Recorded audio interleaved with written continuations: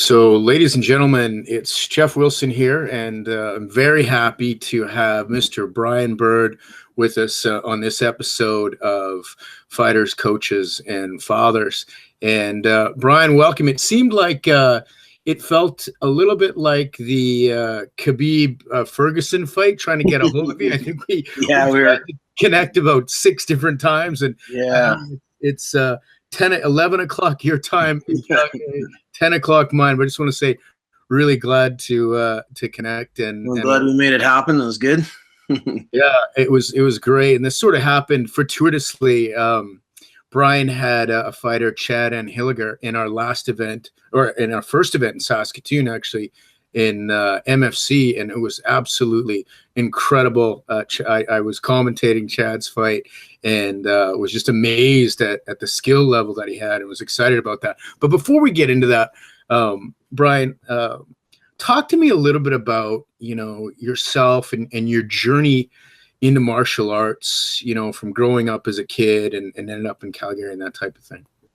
Yeah, so I started off in traditional arts like a lot of kids did, before the UFC came out and before we knew about Jiu-Jitsu and mixed martial arts. And I was in a situation where, you'd learn some Kung Fu or karate and, I enjoyed it, but I never really, I always doubted it in my mind, to be honest. You try and convince yourself that it was going to save you, but there was always that doubt there. So I'm one of the old school guys who saw the original UFC in 1993.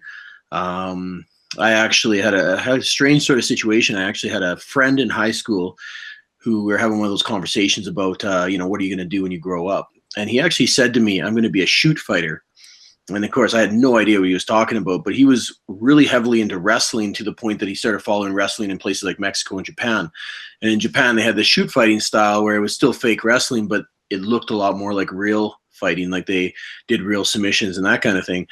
And so he was talking about that kind of thing, and he actually showed me a key lock, and it blew my mind. I did a basic key lock, and I was like, I never even thought that, you could basically attack a body in that way. And so it obviously piqued my interest. And then shortly after, he's the one who told me, his name was Scott Wojcik. He said to me, there's this Ultimate Fighter thing coming out. Let's watch it. And so we watched it, and of course saw Royce Gracie do his thing and didn't really believe it. And then Ultimate Fighter 2 came out, and he did it again. And we were like, man, I got to learn this stuff. And so at the time in Canada, there was very few places teaching it, almost nowhere really. And so it kind of became one of those things again where we kind of I ended up taking an initiative to start learning. And I started finding different schools like traditional Japanese Jiu-Jitsu and started learning that. And they did a bit of groundwork and, a little bit of judo and that kind of thing. But in the end, we got to the point where we just threw mats down in our basement, got friends together, started buying VHS tapes. And, this is like before, like really old school, like before the internet or anything. And so we used to have a system where in North America, you kind of knew different people who you would trade VHS tapes with. I'd have a copy of some instructional, they'd have a copy, we'd make copies, send it to each other. And, it was the blind teaching the blind in many ways. But in the end, we were having fun and doing our thing. And every now and then we'd hear about some instructor, maybe in Vancouver, and I'd drive 12 hours to do a 2-hour seminar. And it was very slow way to learn, hard way to learn, but a lot of fun. And, we were the pioneers in that way. And, ended up becoming a little bit more, over time, a little bit more organized. We actually got a place to teach out of another school and started running classes. And I'd be honest about it. I'd wear a white belt and people would come by and say, well, why are you wearing a white belt? What do you know? And be like, man, come out, roll with us. If you like it, great. If you don't, no problem. We're just trying to do our thing. And that's actually when one of my early students, James Donison, came along. And that's actually how it kind of led to you. Obviously, James was a friend of yours, and we ended up having a grappling tournament, and you came out and competed in that one. And that was the first time we got to meet. And it's just kind of neat how it sort of grew from there. And this many years later, we're sitting here on a podcast. Yeah, I think my arm's still sore from your buddy beating me in the ring there. That was great. And yeah, Jimmy's awesome. It's good to see him a family man now with his daughter out in Australia. Yeah. Talking about, sorry, Brian, but talking about, like, there's so many people that actually have that story about the Ultimate Fighter. And yet there's this, everyone sort of trained for a bit, but then there's a transition. I mean, if you talk about Brian Bird, you're talking about Nick Ring, who was on the Ultimate Fighter. You're talking about Chad Anheliger, who seems to be this incredible prospect looking to go to the UFC, and Hakeem, who just fought in Ireland and looks like he's fighting on the Calgary card. How did that transition start to happen? Yeah, like, early on, like I say, we were kind of doing our own thing, and we were doing the best we could. We were working with out of kickboxing gyms, things like that. So we had some influence there. Actually, one of my early influences as well was a wrestler. His name was Clive Llewellyn. Clive's a 2-time Olympian for Canada, and it was another one of those stories where we were, doing our little thing in our basement. I saw these mats at this bingo hall, and I called up and said, "Hey, whose mats are those? These wrestling mats?" And they said, "This guy Clive." And I called him up. I had no idea who he was. I didn't really understand what wrestling was, like freestyle wrestling. And, he kind of told me what he did, and I said, "Oh, that's fine." And I kind of thought I was tough, like, I mean, I could beat other guys who came in. And so he asked if he could come down to our gym and, just try it out. He's like, "I'd like to meet you guys." And he came down, did a class. He's this little old man. And then at the end, he's like, "Hey, let's roll." And all I remember is, like, we clapped hands, and the next thing you know, my face bounced off the mat. He had an arm around my neck. He spun, and it was darkness. I just went unconscious. And he woke up. I woke up, and he was looking at me. He's like, "I like you guys. I'm going to lend you my mats." And that guy ended up training with us and teaching me a lot of things. Even though he's a wrestler, he had trained Sambo and Judo and a lot of things. After a while, that led to Roy Harris. Over time, I ended up wanting to get some proper instruction from a certified black belt, and I was looking around for a few different guys, and in the end, I ended up leading me to Roy Harris. Roy Harris is one of the first non-Brazilians to ever get his black belt, and he had a very good systematic approach to jiu-jitsu.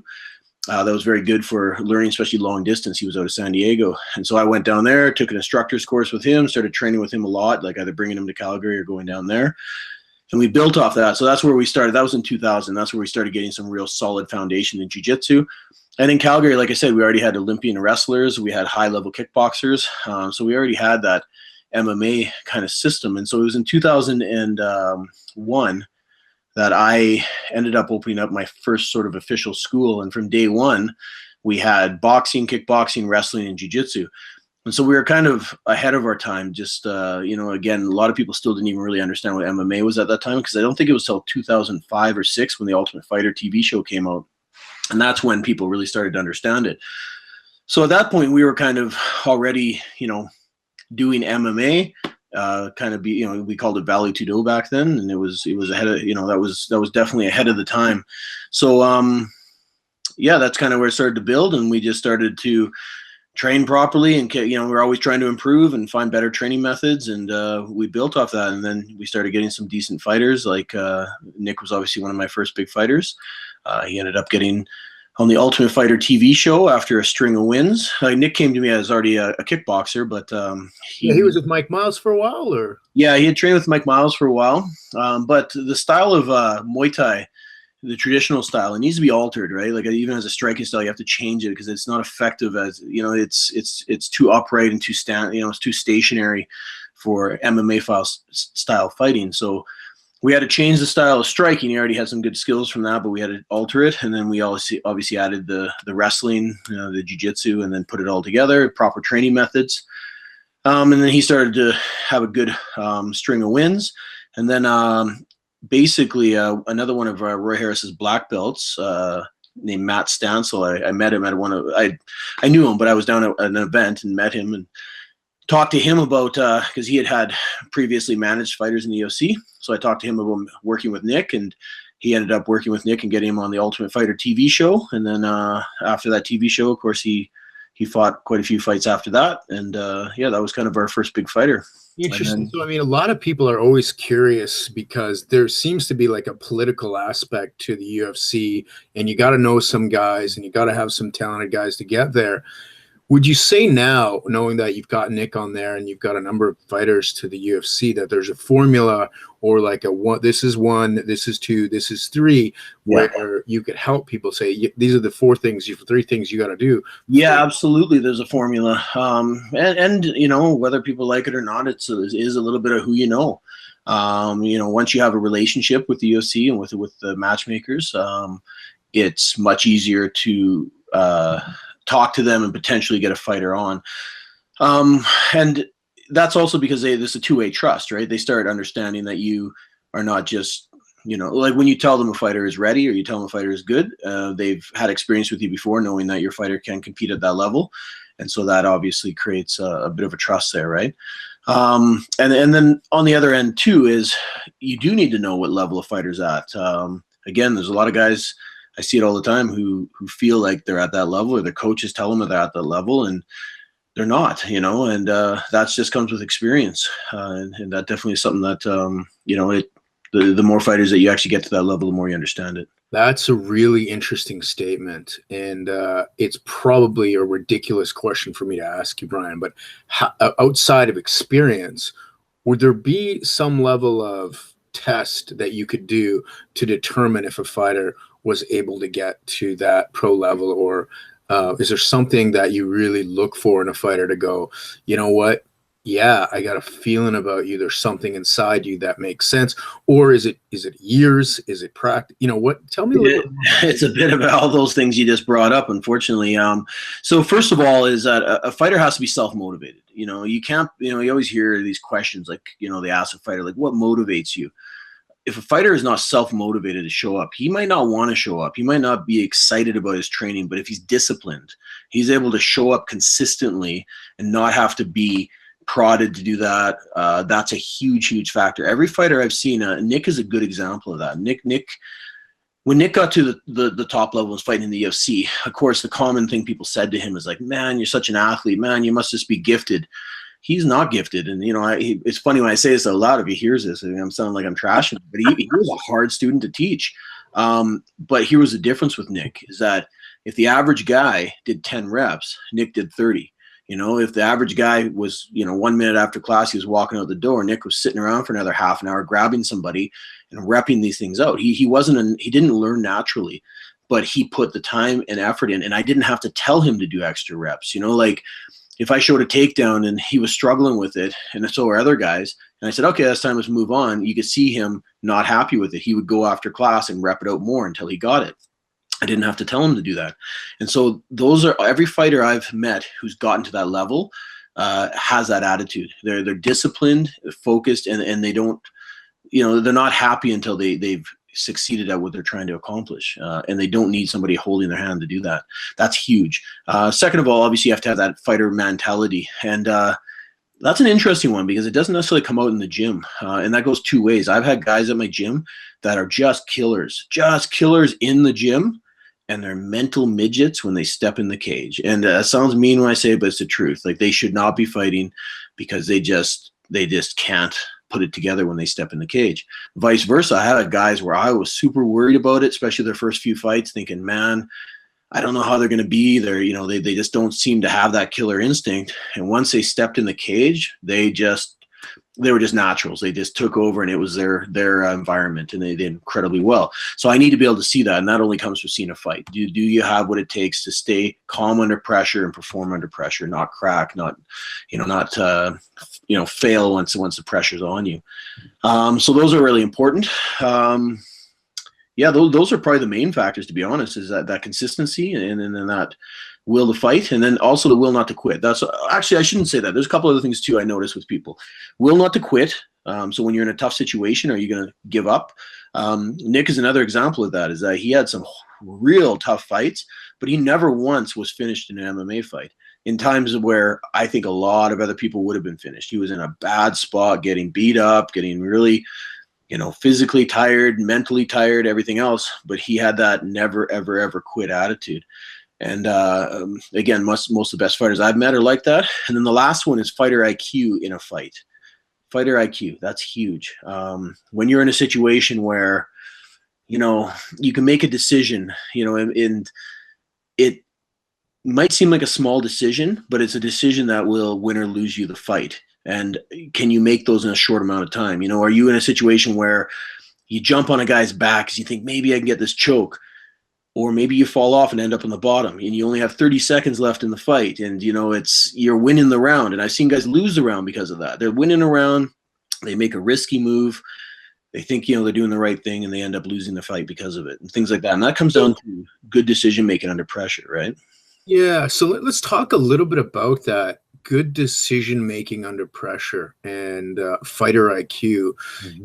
Is it more about risk mitigation and balancing out, hey, there's a potential here, or is it kind of like, hey, I might get that, but the risk is too great? How do you define fighter IQ? Yeah, that's a good question, because sometimes it's that. Sometimes you're in a fight, and it's like you got to recognize, okay, I'm winning, or I'm losing, whatever. But let's say you're winning, and is it right to make this decision? I've had guys doing that where they're just destroying a guy, and you see the guy mentally crumbling. He's starting to lose, and then they jump for a sloppy armbar, and all of a sudden the guy's on top, and you see his confidence come back, and all of a sudden he starts to win. And that was a decision he made there. It's like he could have just stayed and done nothing, and he would have won that round, or he would have won that fight. Another thing is just figuring it out. That's a part of our fighter IQ as well. Is I see guys get in these situations where, it's not a normal situation, or not something they're used to. They're stuck in a weird choke, or they're stuck in a weird position. And I see some guys just freeze and stop fighting. It's like, oh, I guess I'm done. And they tap out. And I see other guys figure it out. They just scramble and twist and turn and try and figure something out. Like, they just don't give up. And that's that fighter IQ again, is like trying to make something happen. Sheila was very good at that. Like my wife, she was a fighter and a high-level grappler, and she'd get in these weird positions sometimes, but you could just see she'd figure it out and make the right choice and make a smart decision. And other guys turn to me and say, well, I lost because I didn't know what to do there. I never been taught that. And it's like, well, there's going to be a lot of times you haven't been taught something, and you're going to get stuck in that situation. Yeah, I think a really interesting, I remember watching Sheila and Randy Couture's wife, and she got a scissor choke and put her completely out. Mm-hmm. Yeah. And I remember you talking about that, and I think people were like, because it was such an uncommon submission, that the ref, she put her up for a long time. Like, she probably wasn't going to choke too long, but I think that really speaks to maybe the difference in how men and women actually fighting. But that was I think that's an incredible example of, there's still submissions out there that you can get caught in that you don't even know exist, right? Absolutely. Yeah, for sure. That's a good example of it. And even in that fight, there was things that people didn't even know in that fight happened. Like, she actually, at the beginning of that fight, went to take Kim Couture down and reached through the ropes, and actually the piece of rope that ties the ropes together up and down, she actually grabbed that by accident. So she was trying to take her down, and of course couldn't, because she was literally pulling on the ropes and everything. And you just watch even there, it just seems like a simple thing, but she recognized that, and she changed her position and rechanged her attack. And it seems simple, but I've seen other people just like disengage or give up. And she's like, no, I'll figure it out. I'm going to get this position. I'm not going to give it up. I'm going to work my way through it. I haven't been taught how to deal with, grabbing the ropes and tying my arms up, but she figured it out. And that's what I'm trying to get at again, is that's a really, really big, attribute, I think, for fighters often when they win or lose, is, like I say, they have that ability to make good decisions in a fight, and make them quickly. Yeah, it was great. I really enjoyed Chad Anheliger's fight in MFC in Saskatoon, where I was commentating, and you were in the corner there. And the guy who was fighting, Eric, was a really good fighter, but he made him look like a real novice based on his technique and like, I was just, his boxing and his movement. Was that something do you focus on that based on a body type? He's a pretty small guy at 130 or 125 pounds, but like that's a really, I was blown away by that style. Is that something that you can train, or is that something? Again, obviously each person is going to have their attributes, right? And they're going to have their body type, and they're going to also, their fight style will be built upon also their personality, right? Some people are more aggressive, some people are more defensive. So there's going to be a lot of factors coming in. But so obviously it's not just simply saying, hey, this is how you're going to fight. So Chad's always been a powerful puncher. Very, very strong punching skill set. Chad is another guy that came to me actually already, having had quite a bit of experience. He had fought at another gym, but it actually had a very poor performance rating. Yeah, his record wasn't great, was it? Before he came, it was very bad actually. And it was one of the guys that when he came to my gym, he'd actually fought one of my guys and lost to him. And so first of all, Chad was very impressive in that he's the kind of guy that made a decision at some point that he wanted to get better. And he was willing to join another gym, but also not just another gym that had actually had a guy that was still there that had beat him. And so that's very humbling. You know, you have to definitely swallow your pride to do that, right? But Chad was a guy that when he came to me, one of the things I really liked about him, again, is that he trusted us and he trusted the coaching. And so he basically came and said to me, what do I need to do? And watching him, he actually had an okay skill set in striking, obviously, but clearly his grappling and wrestling was weak. So he had some skills in it, but there was holes in it for sure. So I had to basically say to him, like, you're got to stop fighting for a while, and here's what you need to focus on. And I gave him a list. And I'll be honest, I've done that with a bunch of guys. There's often guys that come to our gym and, you know, have previous experience, and they're hard to train. It's almost that concept that a fresh slate is easier, you know, somebody who's come up underneath you right from the beginning. Because when you have somebody come in with preconceived notions, sometimes it can be difficult. But Chad was a guy that just absolutely followed our system, or what we laid out for him, just no questions asked, did exactly what he was told to do, really focused on it, and within a fairly short amount of time started making some massive progress in those weak areas. And so because he already had a strong standing skill set, once we built his ground game and once we built his wrestling game and put it all together, he obviously became very dangerous, and he's been winning a lot of fights. Now, when you ask about his striking style, he had a striking style, but that was our strategy. Our strategy against Eric was exactly how it went down. That was a nice fight, because it doesn't always go that way. You might have a plan, but, you know, sometimes that doesn't work out, right? But that was exactly our plan. Keep it up. He wanted to destroy his calf early on, which he did. Low calf kicks, not knee kicks. If you watch that fight, within the first maybe minute or two, he blasted that front calf to the point that he couldn't put weight on it. So it would make it very difficult for him to have power shots, very difficult for him to shoot. And then at that point, Chad's got very good control of range, and he just kept the range and, you know, started working his shots. And yeah, it worked out exactly how we wanted. But I'll give Eric credit. I've seen Chad land shots like that on people before, and I've never seen somebody be able to keep walking forward after some of those shots. Like, Eric is one tough kid. That was very impressive. And he was dangerous right to the end. Right to the end, he was throwing shots that could, you know, were scary, you know. So even though our strategy worked, he never gave up, and he was dangerous right to the end. So he's a good fighter. Yeah, absolutely. And it was just amazing to see them. We look forward to seeing more of those guys in some of our events coming up. But so let's go to Hakeem, who was in Ireland there, and it was a tough showing for him, wasn't it, Brian? Yeah, things unfortunately didn't go well that night. So Hakeem is another incredibly high-level striker, like one of the best strikers I've ever seen. Very good. Again, he came to us with a skill set of striking, but we had to alter that to fit MMA. And then, of course, he's another guy who was a good example of he asked to come out, and he was within his own sport. He was very dominant and had done very well.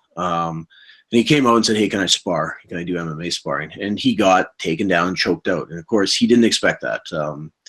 You know, you kind of live within your own bubble, and you kind of hope that wouldn't happen. You think that wouldn't happen to you, and it did. And he got beat up, and I kind of thought, I don't know if he'll be back. And he did. He was consistent. He kept showing up. He kept taking his lumps, but he learned quickly. And within a short time, he started learning how to, you know, not get taken down, how to survive on the ground. And then when he got back to his feet, he's so much better than everybody that it's a nightmare. And so, you know, we're always working on his ground game. We're always working on his wrestling. His striking, of course, is very good. We had an opportunity for him to go and work in Ireland at SBG. He actually lived with John Kavanagh and trained daily at that gym with some fantastic training partners and got some really good work in. He was in amazing shape. I was very confident in that fight. Even stylistically, the fight that he was having I thought was a very good match. But that's the fight game. He got caught with a hard right hand in the first probably 20 seconds and got rocked. And like, if you had asked me what was the least likely thing that possibly could happen in that fight? It would be him getting hit with a shot like that. I've seen him fight really good strikers and they can't touch him. And is it nerves of the first fight? Is it just, who knows? So, we can make a million different reasons, but in the end, he got caught. And we have to obviously give credit to the fighter that fought him, because he didn't give him respect and he came in there and chucked hard. And then after that, he got caught in that choke. Now, the choke, again, was what stopped the fight. My opinion is, though, it was a strike. He got hit, and then once you're rattled, it's very hard to deal with, anything after that kind of thing. At the pro level, I mean, it's a little bit different. The guys, they're all really good, so you get a moment. You do, but this brings up an interesting sort of dilemma, I think, for a coach, because he's got a 3-fight contract, or at least he's going to fight here in Calgary at the UFC coming up in a couple months. What do you do differently, or how do you better prepare to make sure? Because obviously who's he fighting, and then he's going to be looking at that tape and he's going to be trying to do the same thing, right? Yeah, the guy he's fighting, his name's Austin Arnett, and he's a very similar match to the last one as far as his style. Tall guy, he's aggressive striker, has an okay ground game. He's not a wrestler, so his takedowns aren't spectacular, but he's still tough everywhere. And again, it's one of those things where you coulda, woulda, shoulda. I don't think there was anything wrong with the training. I think everything was fine, and even mentally, he looked good going in there. I think he got caught. Now, that being said, the hardest part about it is, how do you bounce back from that? That was, as a coach, that was one of the worst moments of my life, not because he lost, but because he got choked out.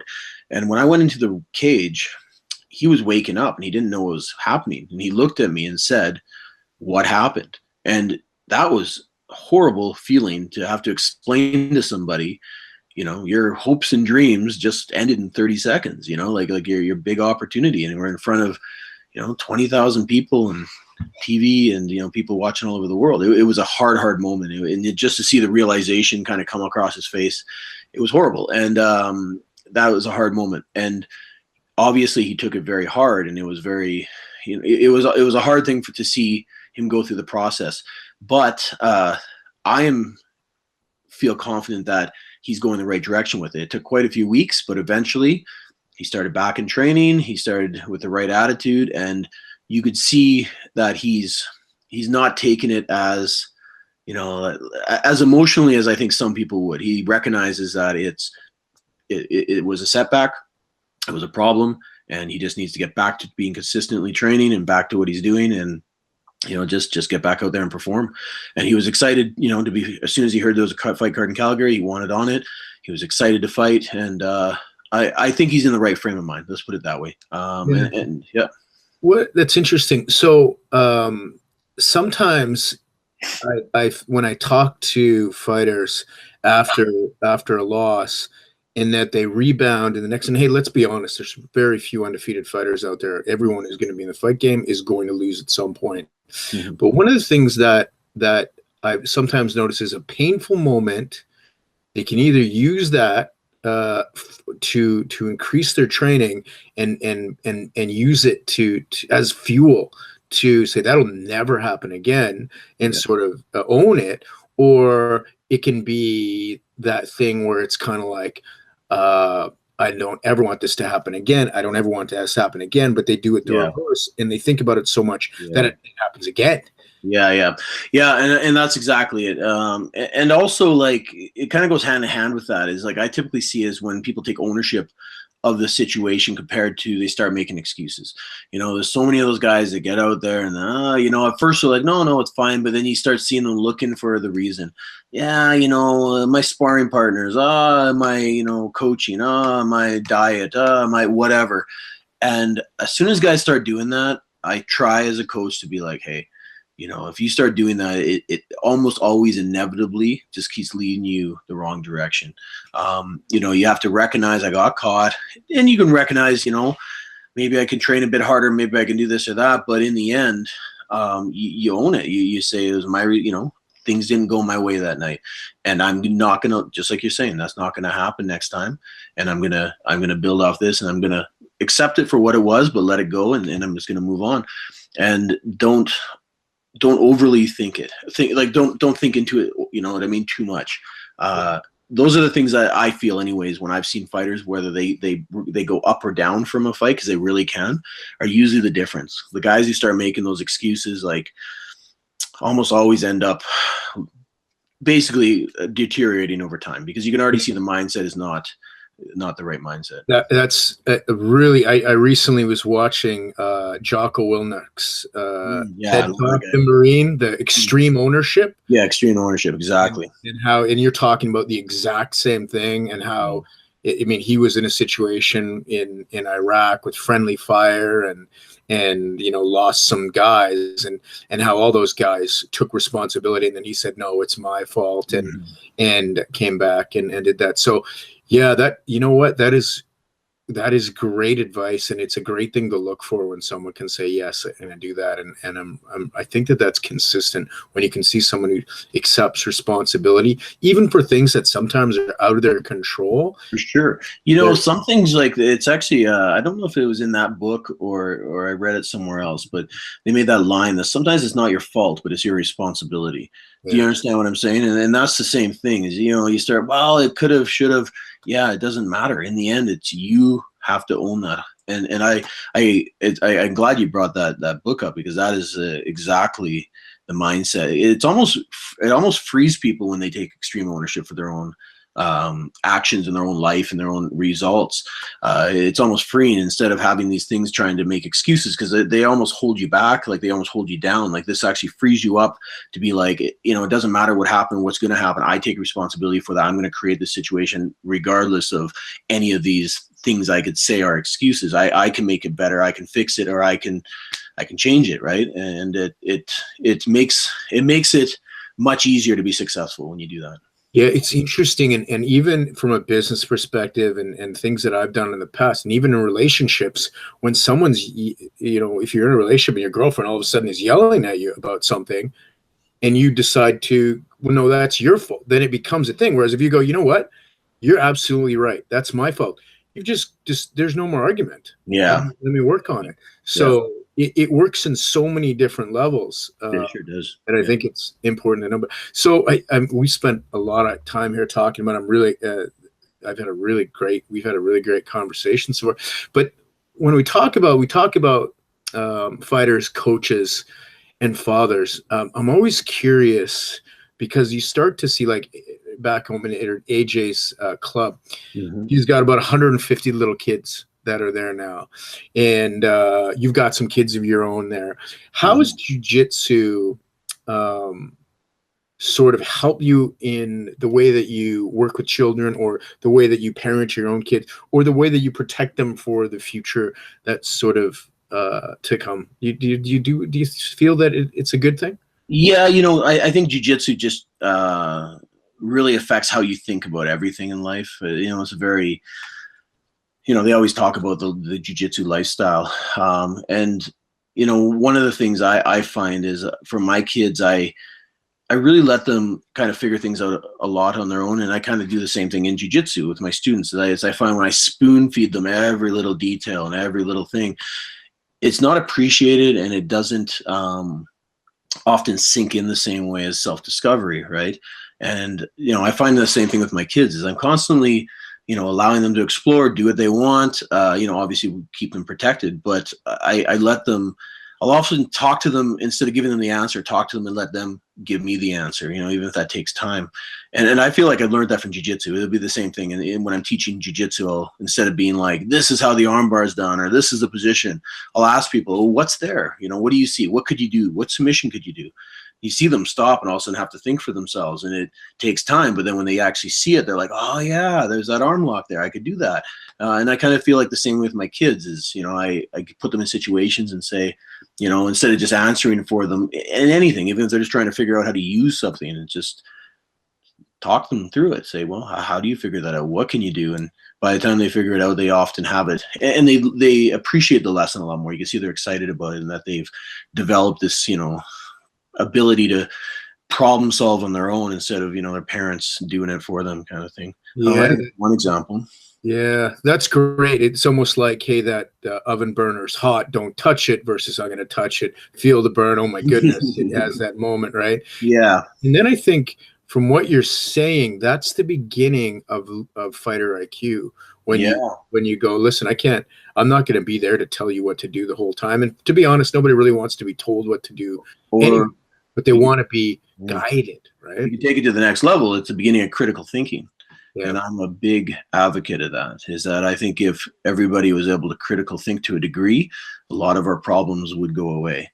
And I think that's a part of that. Instead of people just being led or being told something and just, oh, okay, that sounds right to me, I'm just going to follow that. It's starting to say, well, what do you think? Well, I read this in the paper. No, that's what the paper thinks. What do you think? And trying to teach them that lesson. And the same thing, and we do that in jiu-jitsu, is all the time I'll ask my students questions. I try and do that often to make them have to give me feedback about anything, even sometimes things that like an answer like that is, what feels better for you? You tell me, and that answer might not even be the exact answer I would necessarily give, but it works for them better. It feels better, it works better. Okay, perfect. So let's build off that, right? So start teaching yourself. And one of the reasons I do that as well is because I told you I learned long distance, right? I learned jiu-jitsu. Like I told you, we'd have like magazines that were just terrible, and we try and figure it out, or we watch like a competition video and a guy would do something and we try and figure it out. And maybe that guy didn't even know what he was doing, but we're like trying to, figure it out and reapply it. And it made us have to constantly think and try. And, I always make that analogy is like, I was learning on a 4x4 road, and now my students have a paved highway behind them. You know what I mean? Like behind me, it's like they have a beautiful facility and black belt instruction and training partners and all this stuff we didn't have. But again, the problem with that is that it becomes like commonplace. Like they take it for granted. And so that's why I try and go back to this and being like, you know what? Yeah, I know you're sitting here with a black belt instructor, but guess what? You got to tell me how it's done. You got to work your way through it. You got to figure it out on your own a bit. And of course, I'm there to make sure they don't fail. But it's okay that they do a little bit. They fail a bit, and I'll grab them and pick them back up again, and let them fail again and pick them back up again until they get it right. And then typically those lessons will end up being a lot more impactful for them. And again, like I say, I feel I'm trying to apply that same thing to my children. Mm-hmm. That's great. I just, one last question, Brian, and I like to ask it because I sometimes find that it's interesting when so many people start out with the same martial arts story, and then they get to a place where you've had a high level of success with a lot of your students, and I always love to see what you're up to next. But going back and thinking about what would be, is there a lesson? What would be the greatest lesson maybe that one of your mother or your father ever taught you that kind of is pervasive or is helped in you and the person become who you are today? My mother taught me to empathy. She was she was a very good person, a very quiet person, and just a very thoughtful, like good human being. And she constantly didn't teach it to me as in tell me that lesson. It's just by watching her, she was very, very empathetic to anybody or anything that was suffering. And you could see that, the littlest thing. Like she was the kind of person that she saw a spider in the house, she'd scoop it up and put it outside instead of killing it, or, like just little things like that. And I found that was really impactful. Like I always felt like that lesson made me a much better person and instructor and business owner and coach and everything else. Is that ability to look around and see that person, that brand new student who's sitting in the corner, and like you could tell that they're scared and they don't have anybody to talk to and they're uncomfortable, and nobody, everybody's sitting with their friends and not talking to them. And just to see that and be like, that's not okay. That's not what we're about, within this facility. And, making that person comfortable and actually having that lesson taught to my other students, saying, hey, did you just hear what I said? That same lesson I just said now, saying that to everybody else in the gym so that they all of a sudden start recognizing empathy and putting themselves in these people's shoes. And then, of course, at the other end of it, being a fighter where, you're smashing guys in the gym and being like, do you understand what that feels like on the other side? Like how they won't want to train with you, and they won't, you'll end up with these situations where nobody's even fighting back, and like just every single area. It seems like common sense, some of this stuff, but I really feel it comes from empathy, being able to put yourself in the shoes of every person and saying, okay, do you want to feel like that? No. So let's make sure that we're all, going in the right direction and building everybody up. That whole concept of a rising tide raises all boats, right? So let's have some empathy so that we understand what everybody else feels like, and let's raise everybody together. That's I think that's a really, and I mean, that speaks volumes to, I think, that the team that you've created and your guys, and probably a great place for us to end as well. So I want to thank you so much, Brian, for taking the time. And I really enjoyed the conversation. So if anybody's in the Calgary area, just wants to roll, go see Brian Bird at Champ. Absolutely. And stop in, and if you're looking to take some of your kids, get into jiu-jitsu and that type of thing, would be great. But I want to thank you once again, Brian, and we'll talk to you soon, and good luck with your next fighters coming up. Awesome. Thanks, Jeff. I really appreciate the opportunity to talk to you. That was a lot of fun.